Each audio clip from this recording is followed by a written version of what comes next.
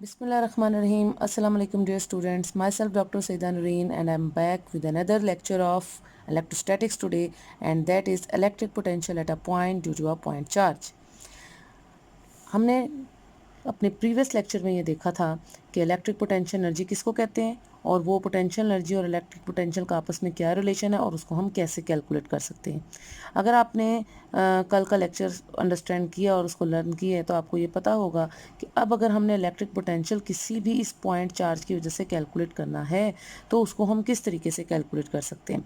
ठीक है, so this is a charge, positive charge है, that's why it's electric field lines जो हैं they are moving out and if we consider the 2 points on its electric field, किसी भी एक field line के ऊपर हम इसकी 2 पॉइंट्स कंसीडर करेंगे, point A and point B, and we want to move another charge from point B towards the point A, और हम कोई और पॉइंट चार्जेस के मुकाबले में, यानी जिसको आप टेस्ट चार्ज भी कह सकते हैं, हम कोई और चार्ज जो है वो इस चार्ज यानी यूनिट चार्ज की तरफ लाना चाहते हैं पॉइंट B से पॉइंट A की तरफ।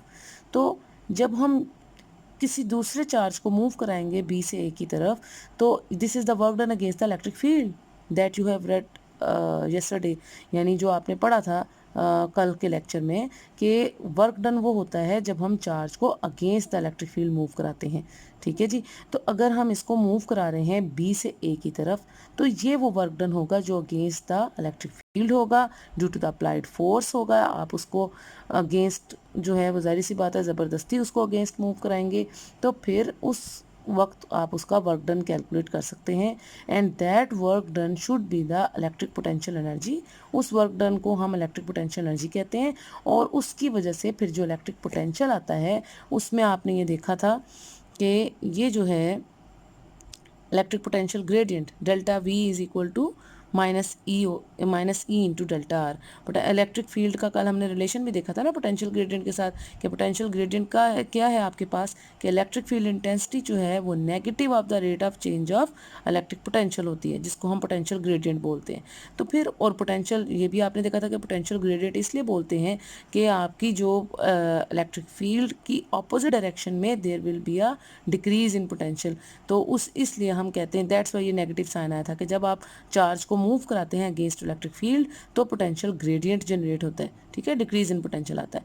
सो provided the electric intensity E remains constant, however in this case E varies inversely as the square of the distance from the point charge.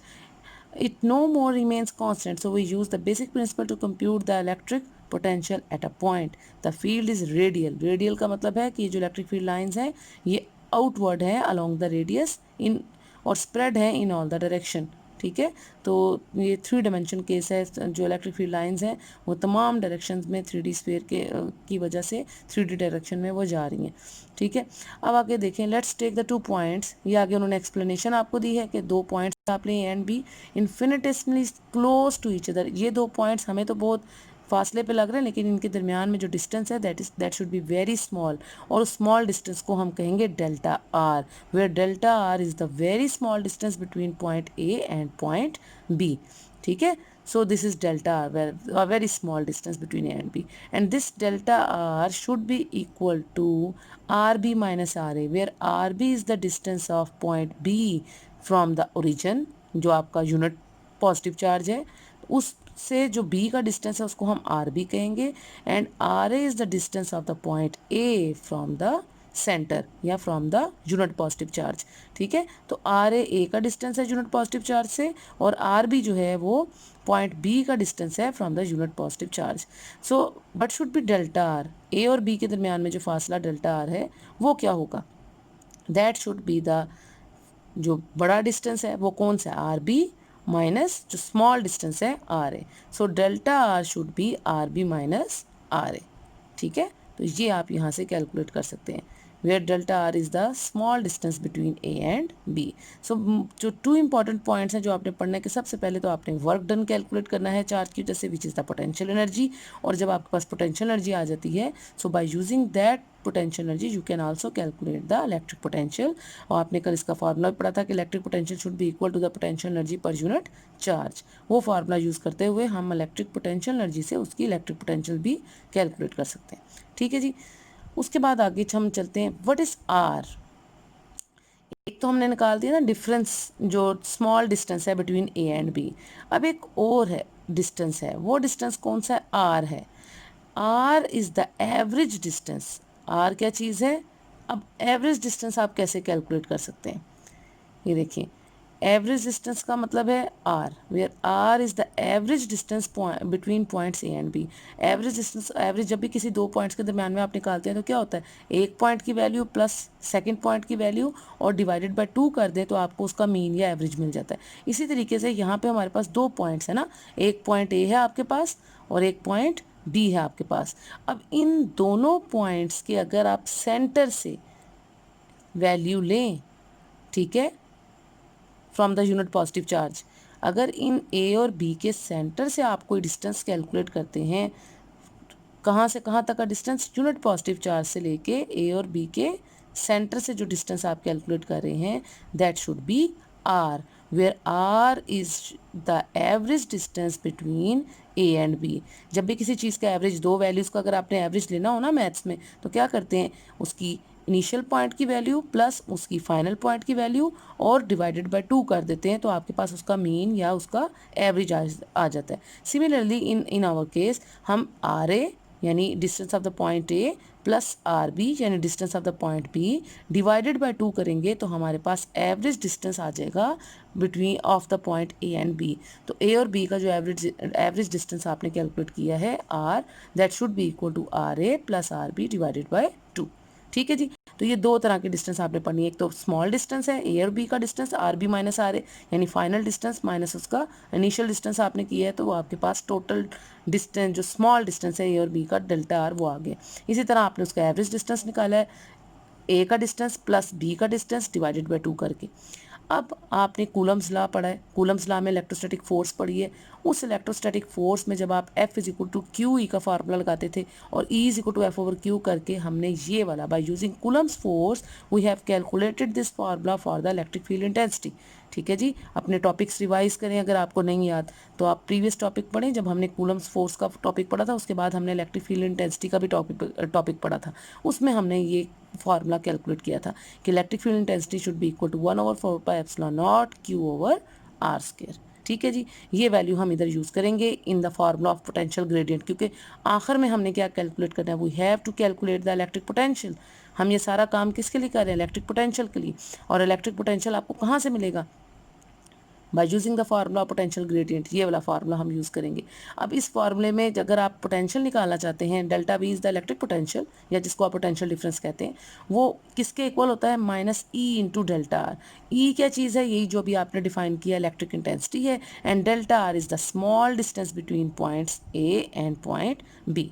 ठीक है जी। तो उनके दरमियान में पॉइंट ए और बी का जो स्मॉल डिस्टेंस है वो डेल्टा आर। तो ये फार्मूला लगा के हम इसकी इलेक्ट्रिक पोटेंशियल कैलकुलेट करेंगे। अब ई हमने डिफाइन कर दी, what is E? E is the E is 1/4 pi epsilon naught Q over R square. अब उसके बाद ये जो आर स्क्वायर इसके नीचे आ रहा है, इसको पहले आप डिफाइन करें। क्यू तो आपको पता है ना, वो स्केलर क्वांटिटी, आर बी जो है वो स्केलर क्वांटिटी है, and it is the distance between, average distance है जो भी हमने देखा between point A and point B. इसको आप आर स्क्वायर को किस तरह से अगर आप इधर से स्क्वायर लें तो भी आप इसको कैलकुलेट कर सकते हैं। ठीक है। अगर आप आपको पता है ना मैथ्स में ए प्लस बी का फार्मूला अगर आप यहाँ पे लगाएं और दोनों तरफ का take squares on both sides, तो लेफ्ट हैंड साइड पे आर स्क्वायर आ जाएगा और राइट हैंड साइड पे A square plus B square plus 2ab का फार्मूला लगता है ना। तो वो वाला फार्मूला अगर हम इधर यूज़ करेंगे तो वहाँ से भी हम इसकी वैल्यू कैलकुलेट कर सकते हैं इस आर स्क्वायर की, जो आर ए आर बी वाली वैल्यू है वो कंसीडर करके। लेकिन अगर आप एक फार्मूला, मैथ्स का बेसिक फार्मूला लगाना चाहते हैं तो वहाँ से भी आप आर स्क्वायर की वैल्यू को कैलकुलेट कर सकते हैं। और वो फार्मूला क्या है कि we can take the arithmetic mean to be equal to the geometric mean. अच्छा, अरिथमेटिक मीन को ज्योमेट्रिक मीन के अगर आप इक्वल रखते हैं, अरिथमेटिक मीन किसको कहते हैं? जो हम मैथ्स में यूज़ करते हैं। अरिथमेटिक मीन का मतलब है कि अगर आप एवरेज डिस्टेंस जो आपके पास है उसको डिवाइड कर दें डिस्टेंस ऑफ द पॉइंट ए से, इसको कहते हैं अरिथमेटिक मीन। ठीक है। तो अरिथमेटिक मीन में आप एवरेज डिस्टेंस को इनिशियल पॉइंट के डिस्टेंस से डिवाइड कर देते हैं। और what is the geometric mean? Geometric mean में आप क्या करते हैं कि जो फाइनल पॉइंट का डिस्टेंस है उसको डिवाइड करते हैं टू द एवरेज डिस्टेंस। सो अगर आप इन दोनों को, अरिथमेटिक मीन को, this is the arithmetic mean, which is equal to the average distance divided by the initial point distance, and this is the geometric mean. geometric mean किसको कहते हैं? Final point distance divided by the average distance. तो जब आप इन दोनों को equal करेंगे और क्रॉस मल्टीप्लिकेशन का फार्मूला यूज करेंगे तो यहाँ से भी आप निकाल सकते हैं कि R square is equal to R A multiply by R B, ये फॉर्म आ जाती है। ठीक है, this is the arithmetic mean which should be equal to the geometric mean. ठीक है, जब ये जो मैथ्स का बेसिक एक फार्मूला है वो यूज़ करेंगे तो यहाँ से आप R square is equal to R A into R B easily calculate कर सकते हैं and put this value in this equation 12.33, और उसमें जब हम ये पुट करेंगे इसकी value, so what should we get, हमें ये मिलेगा कि E is equal to 1/4 pi epsilon naught, और Q ओवर आर स्क्वायर की जगह आपके पास आ जाएगा R A into R B. ठीक है जी, ये वही फॉर्म है जो हम चाहते थे। अब आखिरी काम जो हमने करना है और वो ये है कि हमने इलेक्ट्रिक पोटेंशियल निकालनी है। No if the unit positive charge is move from B to A, हम शुरू से बात करें कि यूनिट पॉजिटिव चार्ज ने कहाँ से कहाँ मूव करना है, बी से ए की तरफ अगेंस्ट द इलेक्ट्रिक फील्ड, और ये हमने कल भी बात की थी to maintain the electrostatic equilibrium, electrostatic equilibrium को मेंटेन रखने के लिए। The work done is equal to the potential difference between A and B, तो उस वक्त जो वर्क डन होगा वो ए और बी के दरमियान में जो पोटेंशियल डिफरेंस है उसके बराबर होगा। यानी पोटेंशियल डिफरेंस ए और बी का क्या होगा, initial potential V A minus उसका final potential V B. So initial potential minus final potential, ये पोटेंशियल ग्रेडियंट का फार्मूला है, and that should be equal to minus E. ये पोटेंशियल ग्रेडियंट का यही वाला फार्मूला मैं यूज़ करी जो मैंने आपको ऊपर दिखाया। वो फार्मूला क्या है जी, ये वाला फार्मूला कि delta V is equal to minus E into delta R. अब डेल्टा वी की जगह मैं यूज़ कर रही हूँ V A minus V B, initial potential of the point A minus final potential at the point of the point B. तो V A minus B B और उसके बाद minus E into delta R. Delta R भी जो है वो इसका distance है between A and B. So आप यहाँ पर डेल्टा आर की वैल्यू भी इधर पुट कर सकते हैं। अगर हम पोटेंशियल एट द पॉइंट, वैसे तो आपने डेल्टा आर कैलकुलेट किया था are B minus R A, ठीक है, जो ऊपर आपने कैलकुलेट किया है, इसमें आपने कंफ्यूज नहीं होना। तो ऊपर जो आपने इस इक्वेशन में कैलकुलेट किया है तो वहाँ से आपने देखा है कि delta R is equal to R B minus R A, लेकिन चूंकि आप नीचे पोटेंशियल एट द पॉइंट ये क्या फार्मूला लगा रहे हैं ना कि V A minus V B, यानी potential at the point A minus potential at the point B, तो फिर जब आप डिस्टेंस भी लेंगे तो वी ए का डिस्टेंस जो है वो आर ए होगा एट द पॉइंट ए का डिस्टेंस, और जब वी बी पोटेंशियल निकालेंगे तो पॉइंट बी का डिस्टेंस आप लेंगे आर बी।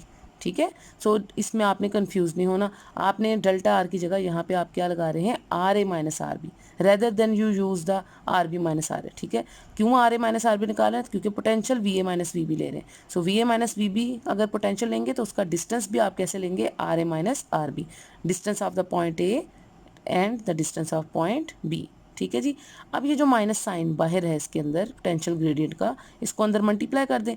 जब ये अंदर मल्टीप्लाई हो जाएगा ब्रैकेट में तो ये किसके इक्वल आ जाएगा, so this V A minus V B should be equal to E times of R B minus R A. जब वो माइनस आप अंदर मल्टीप्लाई करेंगे, ब्रैकेट्स खोलेंगे, तो क्या होगा, ये जो माइनस आर बी थी ये पॉजिटिव हो जाएगी, और ये जो पॉजिटिव वैल्यू थी ये क्या हो जाएगी, ये नेगेटिव हो जाएगी। So this is R B minus R A. अच्छा जी, अब ये हमारे पास ये फार्मूला आ गया। अब हमने क्या करना है कि V A minus V B is equal to ये जनरल वो जो पोटेंशियल ई का फार्मूला अब आप यूज़ करें ना, ई आपने कहाँ कैलकुलेट किया, you should calculate, we have calculated E. This is E. E is equal to 1/4 pi epsilon naught Q over R A into R B. ये फार्मूला अब आप इधर यूज़ करें अपनी इक्वेशन में। सो यहाँ से अगर हम यूज़ करेंगे so what should we get, हमारे पास ये आ जाएगा कि E V A minus V B, इसमें E की जगह आप लगाएंगे 1/4 pi epsilon naught Q over R square की जगह आपने क्या लिया है जी, आर स्क्वेयर किसके बराबर निकाला आपने, R A into R B. ठीक है, और ये जो ऊपर वाली वैल्यू है R B minus R A ये इसी तरह आ गई है उसके अंदर। ठीक है जी, ये वही वैल्यू है, और ये जो नीचे वाला R A into R B है ये इस फार्मूले में आपने ई की फार्मूले में के साथ आया। ठीक है, तो ये जब आप इसमें डालेंगे ई की वैल्यू तो ये फॉर्म बन जाएगी। अब इस फॉर्म में अगर आप एब्सोल्यूट पोटेंशियल निकालना चाहते हैं तो एब्सोल्यूट पोटेंशियल या potential at the point A जब आप निकालते हैं, the point B is assume to be infinity. मैंने कल भी आपको ये बात बताई थी कि जब हम इलेक्ट्रिक पोटेंशियल निकालते हैं और स्पेशली जो एब्सोलूट वैल्यू जब निकालते हैं तो हम हमेशा जो वर्क डन है वो इन्फिनिटी टू दैट पॉइंट करते हैं। अब इन्फिनिटी टू दैट पॉइंट, हम यहाँ पर हमारा फाइनल पॉइंट कौन सा है? फाइनल पॉइंट है बी पॉइंट, ये देखिए। और हम अपनी ऑब्जेक्ट को कहाँ से कहाँ, चार्ज को कहाँ से कहाँ लेकर आ रहे हैं?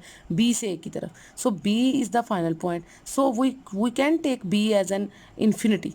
ठीक है, हम अगर b को इन्फिनिटी ले लेते हैं तो जिस पॉइंट पर पोटेंशियल लेते हैं, जिस पॉइंट को हम इन्फिनिटी लेते हैं उस पॉइंट पर जो पोटेंशियल की वैल्यू होती है वो ज़ीरो होती है। ये मैंने आपको कल भी बताई थी कि जिस पॉइंट को भी आपने, वहाँ पर हमने a को शायद लिया था रेफरेंस पॉइंट, और उसको हमने जो है वो इन्फिनिटी कंसीडर कर लिया था, तो उस वक्त potential at the point A zero हो गई थी।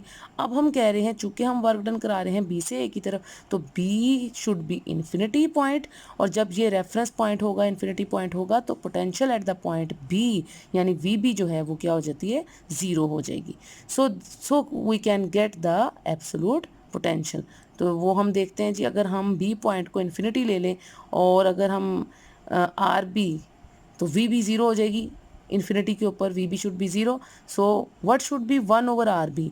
1 over R B means 1 over R infinity, क्योंकि बी पॉइंट को इन्फिनिटी ले रहे हैं ना, और R infinity means 1 over infinity. और कोई भी चीज़ जब इनफाइनाइट वैल्यू से डिवाइड होती है या इन्फिनिटी से डिवाइड होती है तो हमारे पास कैसा आंसर आता है? Zero. 1 over infinity will always be equal to zero. ठीक है जी, ये इन्फिनिटी का सिंबल होता है।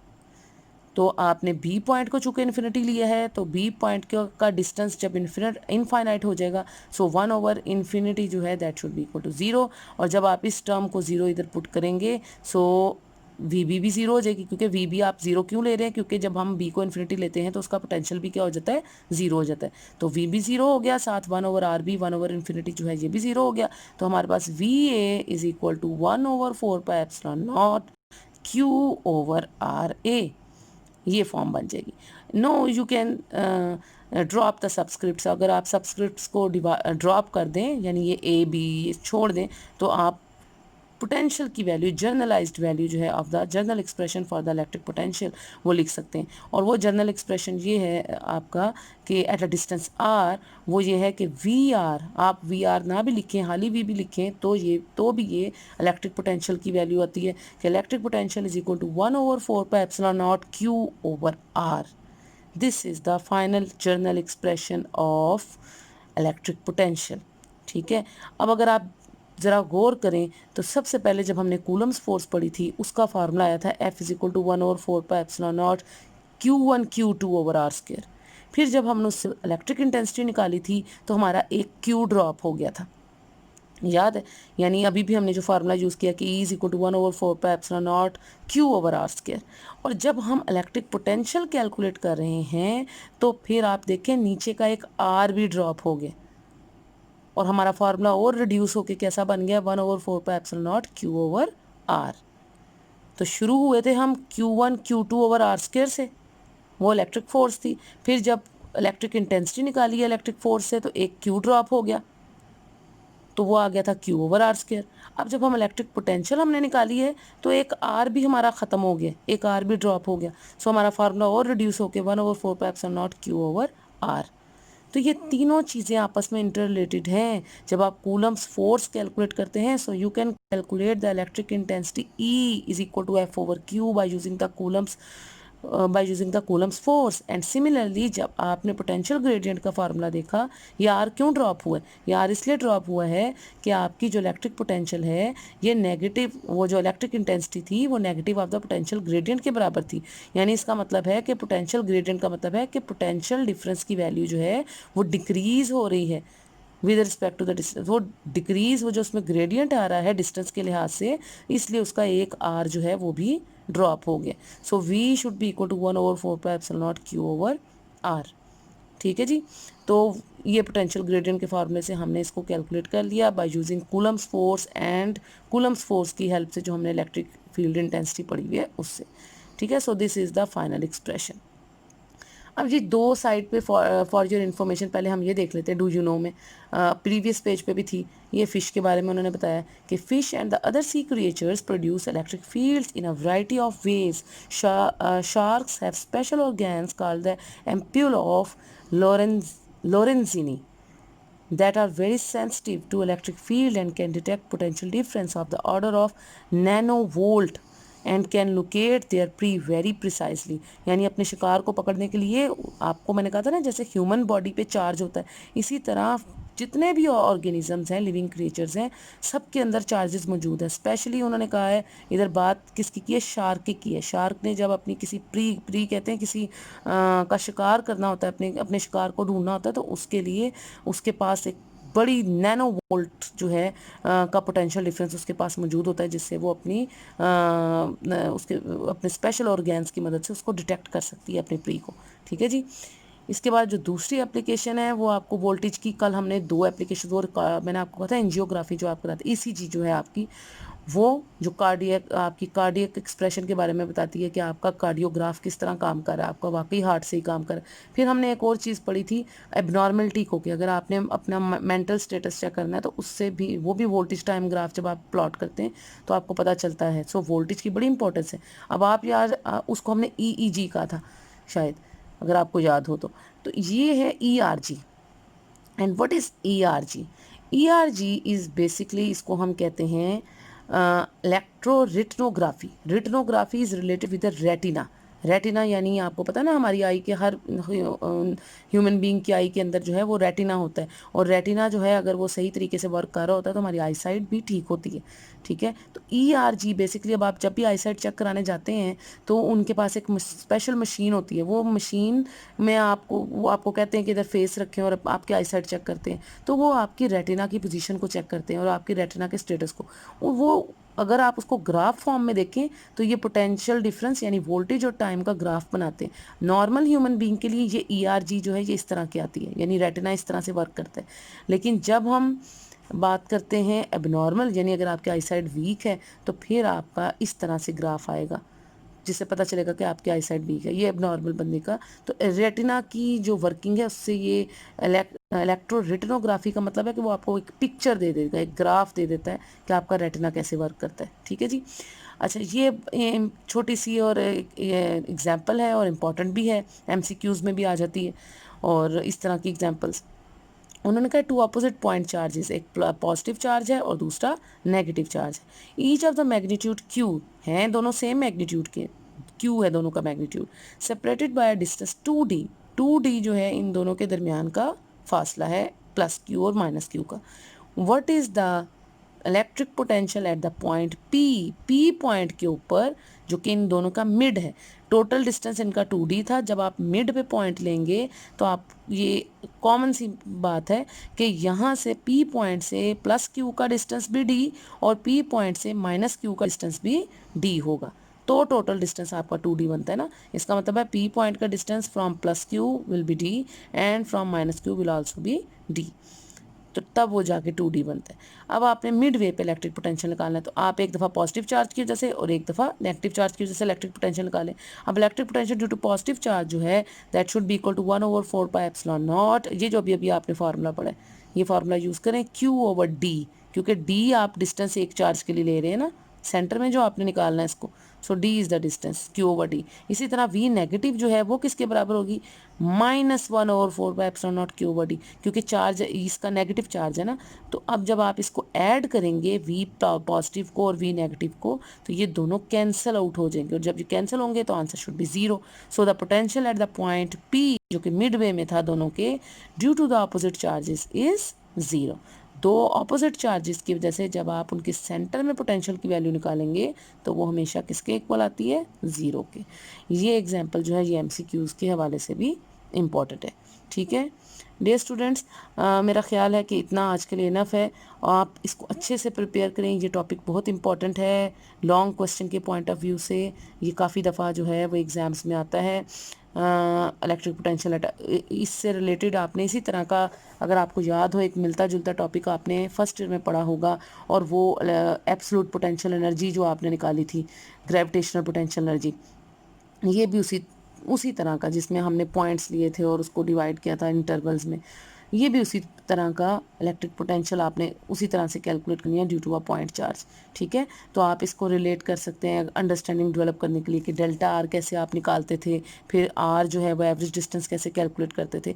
तो ये वही सारी बातें हैं। यहाँ पे आपने पोटेंशियल ग्रेडियंट का फार्मूला यूज़ करना है इलेक्ट्रिक पोटेंशियल निकालने के लिए, और ई का फार्मूला आपने यूज़ करना है बाय यूजिंग कूलम्स फोर्स, और उसके बाद डेल्टा आर जो है वो distance between the points A and B है, उसको यूज़ करना है। और इन सब को यूज़ करके आपने यहाँ पर जो फाइनल एक्सप्रेशन है for the electric potential, absolute electric potential, ठीक है जी, जब एब्सोलूट वैल्यू की बात करते हैं तो फिर जो एक पॉइंट है वो जो इनिशियल पॉइंट है हमने उसको क्या लेते हैं, उसको हम इन्फिनिटी पे लेते हैं, और इन्फिनिटी पे जब इनिशियल पॉइंट लेते हैं तो जिस पॉइंट को भी इन्फिनिटी लेते हैं उसका पोटेंशियल क्या हो जाता है, जीरो हो जाता है, एंड 1/इन्फिनिटी शुड बी जीरो। तो ये सम पॉइंट्स हैं इसके अंदर, इंपॉर्टेंट पॉइंट्स जो आपने हमेशा याद रखने हैं। ठीक है डियर स्टूडेंट्स, आई होप आपको आज का लेक्चर जो है वो अच्छे से समझ में आया होगा और आप इसको अच्छे से लर्न करें, अंडरस्टैंड करें। कोई भी मसला हो, परेशानी हो तो अपने कमेंट्स में मुझे बताएं। That's all for today. If you have any questions you can ask in the comment section and give me your response as well. until the next lecture, till then take care। अपना बहुत सा ख्याल रखें, दुआ में याद रखें। अल्लाह हाफिज़।